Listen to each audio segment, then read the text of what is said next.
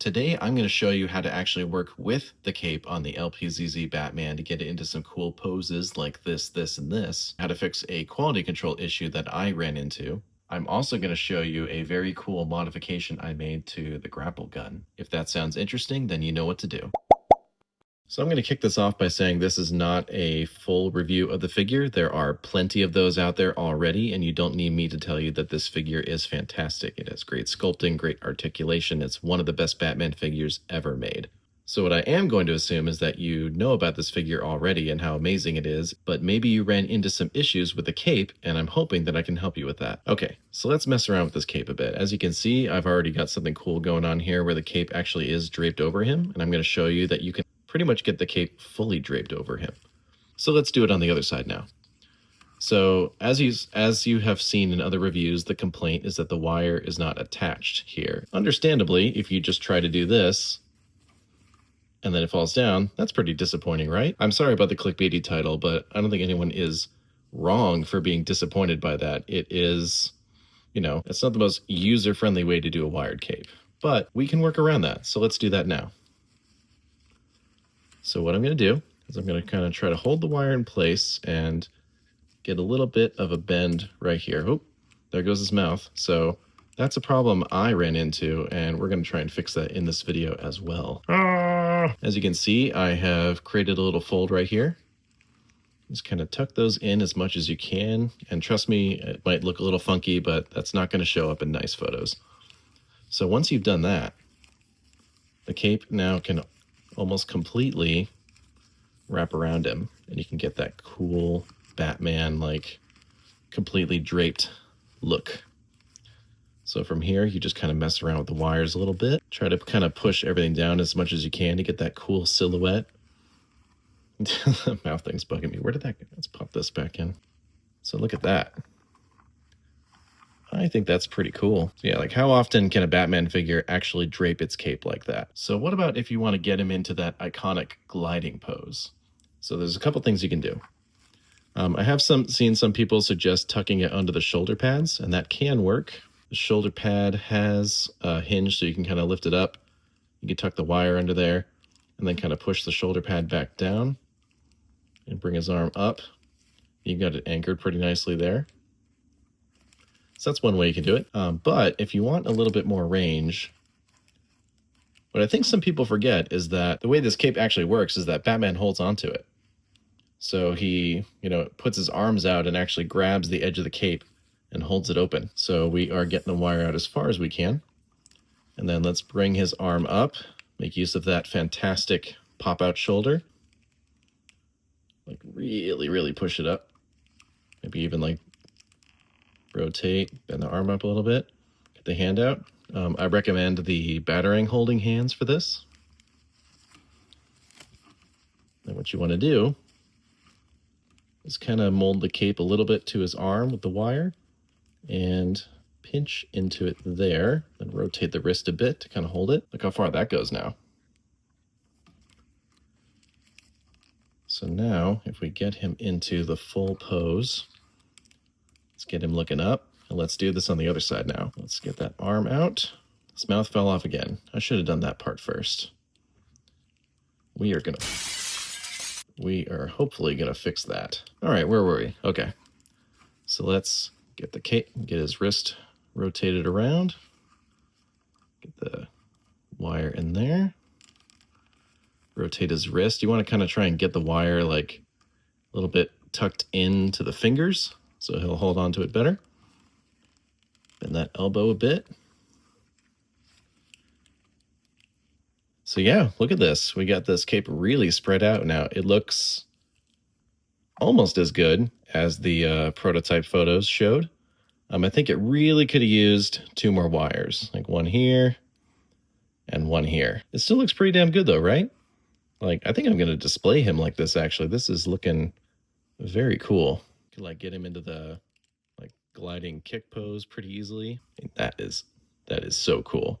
There it is. That's the display case pose right there. So yeah, I totally get being disappointed that the wire wasn't anchored to the shoulder, but I think actually having it disconnected like that allows a little bit more freedom in how you mess around with this cape. And also it allows gravity to kind of drape the cape when he is not holding on to it. So I'm not trying to, like, you know, be an apologist or anything, but I don't know. I think they might have actually thought that through and made a choice rather than it being like, oh, they, you know, they dropped the ball. How could they do it this way? I think they just made a call. And it's perfectly fine to disagree with that call. Yeah, see, it's nice when you don't have to worry about, like, bending the wire just to get the cape to kind of go into a neutral position like this. Okay, it's trying to fix the problem that I am having with this figure. I didn't see any other reviewers comment on this, but this mouth does not want to stay in. Like, if I just give him a little shake,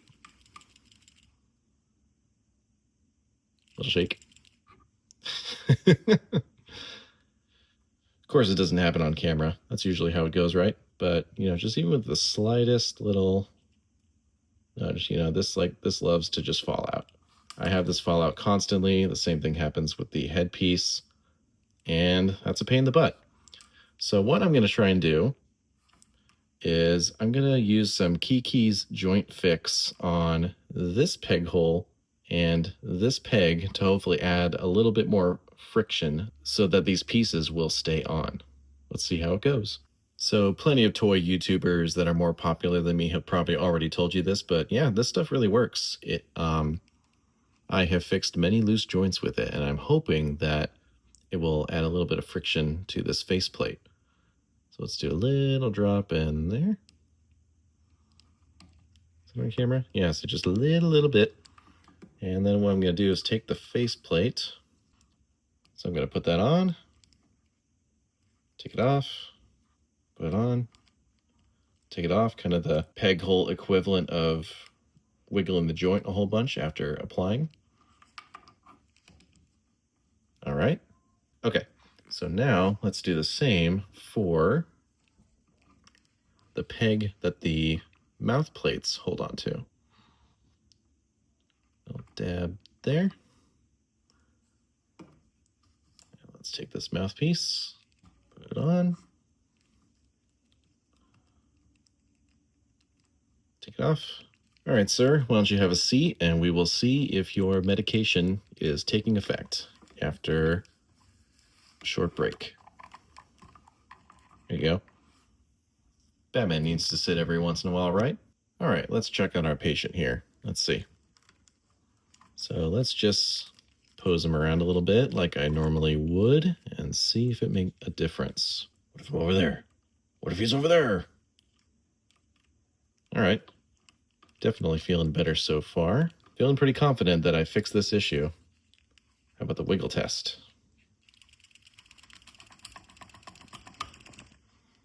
Oh, that's way better. Yeah, the problem I was having is several times after I opened it, it immediately fell between my legs and under my chair, and I just could not find it, and I was really worried I lost an accessory almost immediately after opening the figure. Have you ever had that happen before? Tell me your horror stories in the comments. So let's see how well that worked out as far as swapping. So let's pop this off. Okay, that came off just fine. And there's at least a little bit of resistance. That's enough. I don't feel like I need it to get to the point where I have to use the tool to pop out the mouth plates, but even just a little bit of friction was all I needed to get this stuff to stay on. Let's get the gritted teeth one on there, and let's do a little pose test, little shake test, little pose test, looking around, looking up and down, doing all the things that made the faceplate fall off before. So yeah, there you go. If you have any loose faceplates on this guy, then use this stuff. Okay, I'm only going to include this section in the video if it actually works, but I think I can modify this grappling gun by removing this piece, and then maybe I can use a wire so that I can actually pose Batman shooting the grapple gun. Try not to cringe too hard. I'm going to do it.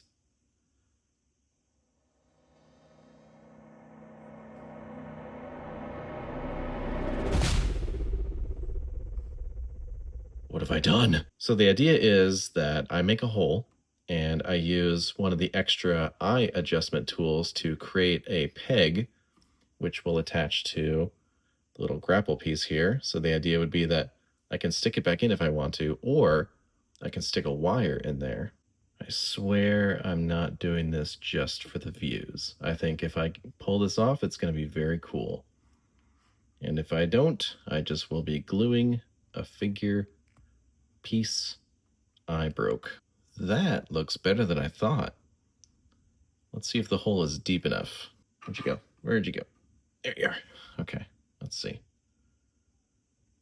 Okay, hole might be a little big for this peg, but we're on the right track. Ah, perfect fit. This is one of those Figma pieces that they put all the hands on to keep them from shrinking. We are going to borrow some pegs from this. I should have used these much nicer clippers when I was clipping that grapple part off.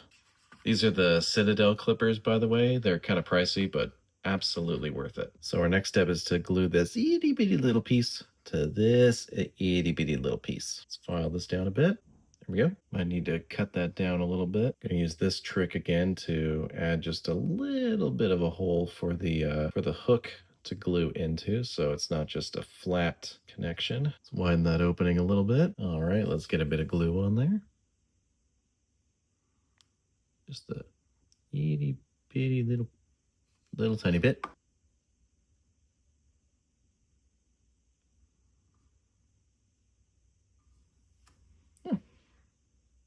That worked out better than expected. All right, let's try this out.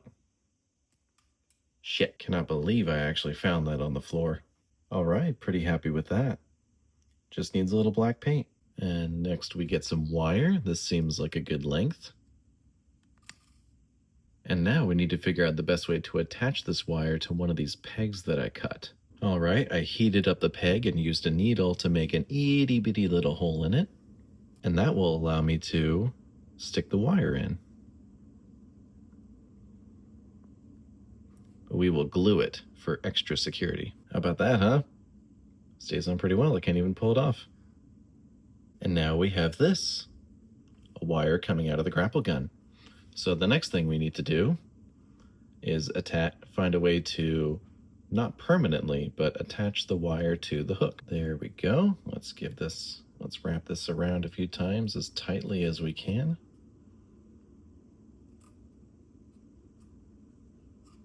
Look at that. I'm feeling very crafty right now. I am amazed this actually worked. So we've got the hook from the grapple here, and when we want to, we can just attach it to the wire. All right, there you have it. We have a grapple gun with a detachable hook, which can then go into an attachable wire.